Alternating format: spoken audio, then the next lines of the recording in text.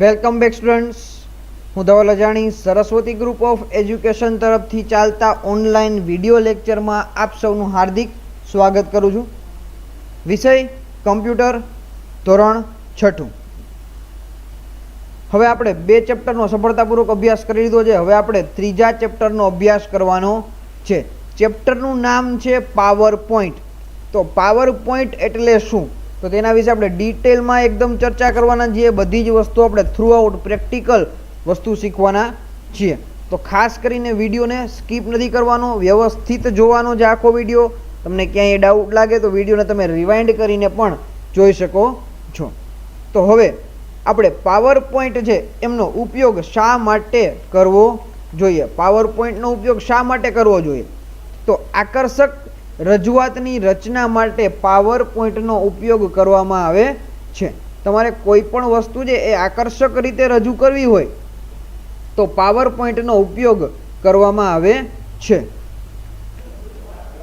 ચાલો તમે સ્ક્રીનમાં જોઈ શકો છો કે અહીંયા એક વેક્સિન લખેલું છે, એટલે દવા વિશે સમજાવવાનું છે. મારે દવા વિશે તમને કંઈક માહિતી આપવી છે, તો દવા વિશેની જે માહિતી આપવી છે એ માહિતી હું તમને અહીંયા વેક્સિન એવું લખીને બતાવું તો તમને પ્રોપર માહિતી મળશે નહીં. એના બદલે અહીંયા હું તમને એક સ્ક્રીન વ્યવસ્થિત બતાવું કે વેક્સિન એટલે શું. કે ચાલો વેક્સિન વિશેની આપણે પીપીટી જોઈશું, બરાબર, કે બધાને વેક્સિનેશન અલગ અલગ પ્રકારનું કરવું જોઈએ, બરાબર. દવાઓ છે, આપણે વેક્સિન કરવાથી શું ફાયદા થાય, બરાબર, એ બધી વસ્તુ હું તમને પીપીટી થ્રુ સમજાવું તો તમને ખૂબ જ સારી રીતે સમજી શકાશે.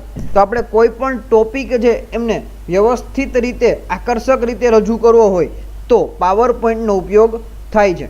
પાવર પોઈન્ટની અંદર જે સ્લાઇડ છે એ પાવર પોઈન્ટમાં પાયાનો ઘટક છે. પાવર પોઈન્ટની અંદર જે સ્લાઇડ છે એ પાયાનો ઘટક છે અને સ્લાઇડની શ્રેણીની રજૂઆતને પ્રેઝન્ટેશન કહે છે. અહીંયા તમે સ્ક્રીનમાં જોઈ શકો છો કે જે ડાબી બાજુ છે એ સ્લાઇડ આપેલી છે. હવે આ જે સ્લાઇડનો સમૂહ, આવી અલગ અલગ ઘણી બધી સ્લાઇડ હોય એ સ્લાઇડના સમૂહને પાવર પોઈન્ટ પ્રેઝન્ટેશન કહે છે. તો હજી એકવાર રિપીટ કરી જઈએ. સ્લાઇડ એ પાવર પોઈન્ટમાં પાયાનો ઘટક છે. સ્લાઇડની શ્રેણીની રજૂઆતને પ્રેઝન્ટેશન કહે છે. સ્લાઇડની જે શ્રેણી છે એની જે રજૂઆત કરો તમે એને પ્રેઝન્ટેશન તરીકે ઓળખવામાં આવે છે. પાવર પોઈન્ટની દરેક સ્લાઇડમાં તમે ચિત્રો, ચાર્ટ, કોઠા, ધ્વનિ અને એનિમેશન પણ ઉમેરી શકો. તમારા કમ્પ્યુટર પર તમે તમારું પ્રેઝન્ટેશન કરી શકો અને તેને હેન્ડ આઉટ પણ, એટલે કે પુસ્તિકા સ્વરૂપે પણ તમે તૈયાર કરી શકો છો. આખું વાક્યને બીજી વાર સમજીએ તો પાવર પોઈન્ટની દરેક સ્લાઇડમાં તમે ચિત્રો, એટલે કે જેની જેટલી અલગ અલગ સ્લાઇડ છે તમે દરેકમાં અલગ અલગ ચિત્ર ઉમેરી શકો. તેમાં ચાર્ટ, અલગ અલગ પ્રકારના ગ્રાફ તમે બનાવી શકો. કોઠા એટલે કે તમે અલગ અલગ પ્રકારના ટેબલ્સ પણ બનાવી શકો. ધ્વનિ એટલે કે તમે અલગ અલગ પ્રકારનું મ્યુઝિક પણ મૂકી શકો અને અલગ અલગ ગ્રાફિક્સ એનિમેશન પણ તમે એડ કરાવી શકો છો. તમારા કમ્પ્યુટર પર તમે તમારું પ્રેઝન્ટેશન વ્યવસ્થિત રીતે બનાવી શકો છો અને એની એક બુકલેટ પણ તૈયાર કરી શકો છો. પાવર પોઈન્ટ પ્રેઝન્ટેશન છે એને તમે પ્રિન્ટ કઢાવીને એક બુકલેટ પણ તૈયાર કરી શકો છો. જો તમારે જરૂર હોય તો તમે એની પ્રિન્ટ પણ કઢાવી શકો છો. હવે પાવર પોઈન્ટ છે એ શરૂઆત કેવી રીતે કરવી, પાવર પોઈન્ટની જે શરૂઆત છે એ કેવી રીતે કરવી તો તેના આપણે બેઝિક સ્ટેપ સમજી લઈએ. સૌપ્રથમ સ્ટાર્ટ મેનુ પર ક્લિક કરવાનું છે. રિપીટ કરીએ, સૌપ્રથમ સ્ટાર્ટ મેનુ પર ક્લિક કરવાનું છે. સ્ટાર્ટ મેનુ જોવા માટે તમારે સ્ક્રીનમાં ડાબી બાજુ નીચેની સાઈડ સ્ટાર્ટ બટન આપેલું છે તેની પર ક્લિક કરવાનું રહેશે. ત્યારબાદ ત્યાં એક સબ મેનુ જોવા મળે છે જેને ઓલ પ્રોગ્રામ્સ કહે છે, તેના પર ક્લિક કરવું. ત્યારબાદ માઇક્રોસોફ્ટ ઓફિસ નામનું જે ફોલ્ડર છે તેના પર ક્લિક કરવાનું રહેશે. તમારી જે ટેક્સ્ટ બુક છે એની અંદર માઇક્રોસોફ્ટ ઓફિસ 2007નો સ્ક્રીનશોટ આપેલો છે. આપણી પાસે અત્યારે પીસીમાં લેટેસ્ટ એટલે કે માઇક્રોસોફ્ટ ઓફિસ 2010નું જે સેટઅપ છે એ સેટ કરેલું છે. બંનેમાં બધી જ વસ્તુ સરખી છે. થોડા ઘણા ફીચર્સ 2007 કરતાં 2010ના વર્ઝનમાં વધારે જોવા મળે છે અને આપણે 2010નું સેટઅપ છે એમાં શીખશું. ચાલો એકવાર હું સૂચના રિપીટ કરી દઉં છું. તમારી જે ટેક્સ્ટ બુક છે એની અંદર માઇક્રોસોફ્ટ ઓફિસ 2007ના સ્ક્રીનશોટ આપેલા છે. આપણે માઇક્રોસોફ્ટ ઓફિસ 2010નું જે વર્ઝન છે તેની અંદર પ્રેક્ટિકલ કરવાના છીએ.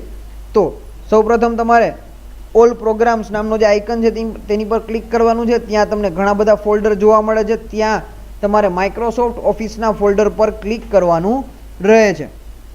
માઇક્રોસોફ્ટ ઓફિસની અંદર તમે અહીંયા પાવર પોઈન્ટ પ્રેઝન્ટેશન 2010 પર ક્લિક કરવાનું રહે છે. જેવું તમે તેના પર ક્લિક કરશો એટલે power point presentation blank screen open થાય છે. સૌપ્રથમ આપણે સ્ક્રીનના ઇન્ટ્રોડક્શનથી સ્ટાર્ટ કરશું. સ્ક્રીનનું ઇન્ટ્રોડક્શન એટલે કે સૌથી ઉપરની સાઈડ ટાઇટલ બાર આપેલી છે. સ્ક્રીનની ઉપર સૌથી ઉપર ટાઇટલ બાર આપેલી છે. ટાઇટલ બાર જોવા માટે હું ત્યાં ઝૂમ કરું છું મેગ્નિફાયર ટૂલનો ઉપયોગ કરીને. મેગ્નિફાયર ટૂલથી આપણે ઝૂમ કરશું તો અહીંયા તમે જોઈ શકો છો પાવર પોઈન્ટ પ્રેઝન્ટેશન લખેલું છે. પાવર પોઈન્ટ પ્રેઝન્ટેશન 1 એટલે પ્રેઝન્ટેશન 1 અને બાજુમાં ડેશ કરીને સોફ્ટવેરનું નામ એટલે કે માઇક્રોસોફ્ટ પાવર પોઈન્ટ. તો આ જે ટાઇટલ બારની અંદર આપેલું છે. તો ટાઇટલ બારની અંદર બીજી વસ્તુ તમે જુઓ કે સાઈડમાં ડાબી બાજુ અલગ અલગ ટૂલ્સ આપેલા છે. સેવ, અન્ડુ, રીડુ આ ટૂલ્સ પણ અહીંયા તમને જોઈ શકો છો. અને પાછું ફરીથી ઝૂમ આઉટ કરી નાખીએ, નોર્મલ સ્ક્રીન કરી નાખીએ. હવે ટાઇટલ બાર બધાને ક્લિયર છે. ત્યારબાદ મેનુ. તો તમારે અલગ અલગ પ્રકારના મેનુઓ માટે અહીંયા આપેલું છે file, home, insert, design, transition, animation, slide show, review અને વ્યૂ. એવી જ રીતે તમારી બુકની અંદર એક ઓફિસ બટન નામનો જે બટન આપેલું છે અહીંયા એ બટનની બદલે ફાઇલ બટન આપેલું છે. જે વસ્તુ તમે માઇક્રોસોફ્ટ ઓફિસ 2007માં કરો છો એ જ વસ્તુ અહીંયા થવાની છે. કોઈ પણ જાતનો ચેન્જીસ નથી. હવે તમે જે અહીંયા સ્ક્રીનમાં જોઈ શકો છો આડી જે મોટી પટ્ટી છે એને રિબન તરીકે ઓળખવામાં આવે છે. રિબનની અંદર તમે જોઈ શકો છો અહીંયા આપેલું છે paste, cut, copy, format painter, new slide આ બધી વસ્તુ આપેલી છે એને રિબન તરીકે ઓળખવામાં આવે છે. ચાલો હવે સ્ક્રીનમાં ડાબી બાજુ જુઓ તો સ્લાઇડ્સ અને outline pen. Slides and outline pen આપેલી છે. ત્યાં તમે જે સ્લાઇડ છે એ નાના સ્વરૂપે નાની થંબનેલ સ્વરૂપે તમને જોવા મળે છે. સ્ક્રીનમાં તમે ડાબી બાજુ છે ત્યાં જોઈ શકો છો સ્લાઇડ્સ એન્ડ આઉટલાઇન પેન આપેલી છે.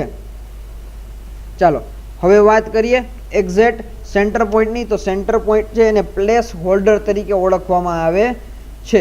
અહીંયા જે તમે સ્ક્રીનમાં વચ્ચોવચ્ચ મોટું લંબચોરસ જોઈ શકો છો સફેદ કલરનું તેને પ્લેસ હોલ્ડર તરીકે ઓળખવામાં આવે છે. તમારે જે કાંઈ કલાકૃતિ કરવી છે એ બધી જ વસ્તુ તમારે અહીંયા કરવાની હોય છે. તમારે ફોટોગ્રાફ ઉમેરવો છે, કોઈ ટેબલ બનાવવું છે કે બીજી કાંઈ પણ વસ્તુ કરવી છે એ તમારે અહીંયા આ જે સફેદ બોક્સ છે તેમાં કરવાની રહેશે. ત્યારબાદ અહીંયા નીચે આપેલું છે ક્લિક ટુ એડ નોટ્સ કે તમારે તમારી જાણકારી માટે કાંઈ પણ સૂચના લખવી છે તો તમે અહીંયા સૂચના લખી શકો છો. અને સૌથી નીચે આપેલું છે સ્ટેટસ બાર.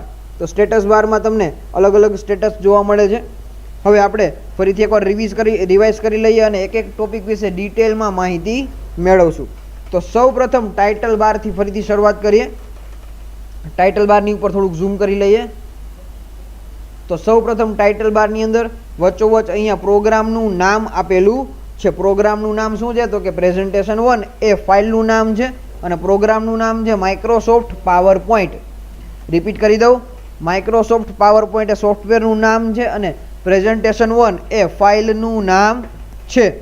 તો ટાઇટલ બારની અંદર આ વસ્તુ જોવા મળે છે. ત્યારબાદ સ્ક્રીનમાં થોડુંક અમથું જમણી બાજુ જઈએ તો જમણી બાજુ તમને 3 કોમન બટન જોવા મળે છે. આ કોમન બટન બધા સોફ્ટવેરમાં હોય જ છે. જેમાં આ 3 બટનમાંથી સૌથી પહેલાં આપણે મિનિમાઇઝ બટન વિશે જોઈએ. તો અત્યારે કર્સર જે મિનિમાઇઝ બટન પર રાખું છું ત્યાં તમે માત્ર ને માત્ર કર્સર રાખશો તો પણ તમને નામ જોવા મળશે. મિનિમાઇઝ નામનું જે બટન છે આ બટન શું કામ કરશે તો કે સોફ્ટવેરને મિનિમાઇઝ કરી નાખશે. મિનિમાઇઝ કરવું એટલે કે સાઇઝ નાની કરીને તેમને નીચે રાખી દેવું. ચાલો સ્ક્રીનને ઝૂમ આઉટ કરી નાખીએ જેથી આપણે મિનિમાઇઝ કરીને જોઈ શકીએ. ચાલો મિનિમાઇઝ કરીએ છીએ તો સોફ્ટવેર સંકોચાઈને નીચે વયો જાય છે. ચાલો હવે ફરીથી આને મિનિમાઇઝમાંથી મેક્સિમાઇઝમાં લઈ લઈએ.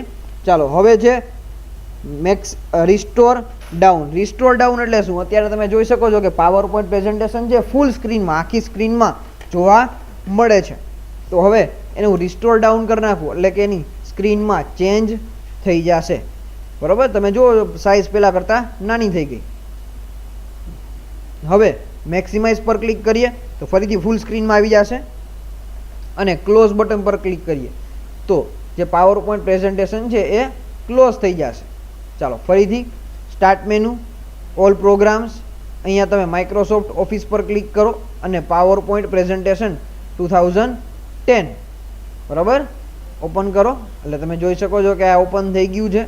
ડાબી બાજુનો પાર્ટ જે સ્લાઇડ છે બરાબર, સ્લાઇડ્સ એન્ડ આઉટલાઇન પેન, વચ્ચેનો જે મોટો પાર્ટ છે એ છે પ્લેસ હોલ્ડર, એની નીચે નોટ્સ આપેલું છે, એની નીચે સ્ટેટસ બાર છે ને સૌથી ઉપર ટાઇટલ બાર આવેલું છે. તો આ વસ્તુ આપણે ટાઇટલ બારની અંદર જેટલી વસ્તુ હતી એ શીખી લીધી. હવે એ જ બાજુ તમે અહીંયા ડાબી બાજુ જોશો તો અહીંયા સેવ બટન આપેલું છે કે ફાઇલને સેવ કરવા માટે ક્વિક એક્સેસ ટૂલબાર કહે છે. એટલો જે પાર્ટ છે એને ક્વિક એક્સેસ ટૂલબાર તરીકે ઓળખવામાં આવે છે કે આ ફાઇલને ફટાફટ તમે સેવ કરી શકો છો. અન્ડુ અને રીડુ બરાબર એ પણ અહીંથી કરી શકો છો. અન્ડુ રીડુ માટેના પણ બટન્સ અહીં બાજુમાં આપેલા છે. અન્ડુ કરવું, રીડુ કરવું બરાબર, આ વસ્તુ અહીંયા આપેલી છે. ચાલો હવે વાત કરીએ મેનુ બારની. તો મેનુ બાર એટલે શું કે મેનુ બાર વિવિધ પ્રકારની ટેબ ધરાવે છે. મેનુ બાર જે વિવિધ પ્રકારની ટેબ ધરાવે છે. કેટલી ટેબ આપેલી છે તો કે હોમ ટેબ છે, ઇન્સર્ટ, ડિઝાઇન, ત્યારબાદ transition, animation, slide show, review and view. તો આમ અલગ અલગ પ્રકારના મેનુઓ આપેલા છે. ખાસ યાદ રાખજો, જો અહીંયા જે રિબન છે ખૂબ જ ઇમ્પોર્ટન્ટ છે. તમારે જૂના જે ઓફિસના વર્ઝન આવતા માઇક્રોસોફ્ટ ઓફિસના ખૂબ જ જૂના વર્ઝન એની અંદર એક એક મેનુ જોવા જવું પડતું હતું. એક એક મેનુમાં તમારે જવું પડે. હવેના જે વર્ઝન છે એનો ખાસ ફાયદો એ છે કે અહીંયા તમને રિબન આપવામાં આવે છે. રિબનની અંદર બધી જ વસ્તુ અહીંયા બહાર આપી દેવામાં આવે છે. ઇન્સર્ટ મેનુની અંદર કેટલી વસ્તુ છે બહાર અહીંયા આપી દીધી હોય છે. ડિઝાઇનની અંદર બધી વસ્તુ બહાર આપી દીધેલી હોય. ટ્રાન્ઝિશન છે, એનિમેશન છે, સ્લાઇડ શો, રિવ્યૂ, વ્યૂ, આ બધી જ વસ્તુ તમને અહીંયા આપી દીધેલી હોય છે જેથી તમે ખૂબ જ સરળતાથી તેમને ગોતી શકો અને તેમાં વર્ક કરી શકો. મેનુ બારની અંદર અલગ અલગ તમે મેનુ જોયા. જ્યારે તમે કોઈ એક ટેબ પર ક્લિક કરો ત્યારે રિબન તેને સંબંધિત ટૂલ બતાવે અને જે તમને સ્લાઇડ તૈયાર કરવાના કામમાં મદદરૂપ થાય. હવે અહીંયા તમારે કોઈ પિક્ચર એડ કરવું છે તો પિક્ચર એડ કરવા માટે તમારે ઇન્સર્ટ નામની મેનુમાં જવું પડે. ત્યાં તમે આટલી વસ્તુને ઇન્સર્ટ કરાવી શકો. કોઈ ટેબલ એડ કરાવી શકો, કોઈ પિક્ચર છે, કોઈ ક્લિપ આર્ટ, કોઈ સ્ક્રીનશોટ છે, એક આખો ફોટો આલ્બમ એડ કરાવી શકો, શેપ, ચાર્ટ, સ્માર્ટ આર્ટ, ત્યારબાદ hyperlink, text box, word art, ત્યારબાદ ઇક્વેશન છે મેથ્સના, વિડીયો અને ઓડિયો, આટલી અલગ અલગ વસ્તુઓ તમે એડ કરાવી શકો છો. તો આના વિશે આપણે ડિટેલમાં પછી ચર્ચા કરશું. હવે વાત કરીએ સ્લાઇડ પેન. સ્લાઇડ પેન એટલે શું તો કે ડાબી બાજુ તમે જોઈ શકો છો સ્લાઇડ પેન આપેલી છે. તો સ્લાઇડ પેન એક્ટિવ સ્લાઇડ, તમે જે સ્લાઇડ પર કામ કરી રહ્યા છો તે દર્શાવે છે અને સ્લાઇડ પર તમારું લખાણ કેવું દેખાશે તે તમે જોઈ શકો છો અને તેમાં ફેરફાર પણ કરી શકો છો.